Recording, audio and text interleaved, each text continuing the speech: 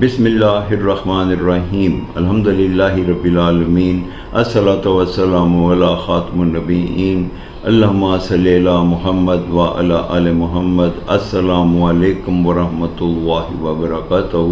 میرے ناظرین و سامعین، سب سے پہلے ہم اپنے رب عز و جل کا جتنا بھی شکر ادا کریں کہ اللہ تعالیٰ نے ہمیں امت محمدی میں پیدا فرمایا اور ہمارے چھوٹے چھوٹے عملوں کا اتنا اجر عظیم مقرر کیا جو اس کا ہم تصور بھی نہیں کر سکتے۔ میری آج کی حدیث صحیح مسلم 6852 نمبر ہے۔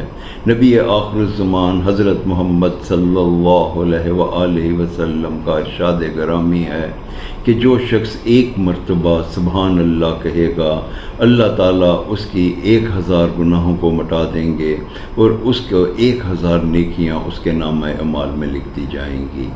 السلام علیکم ورحمۃ اللہ وبرکاتہ۔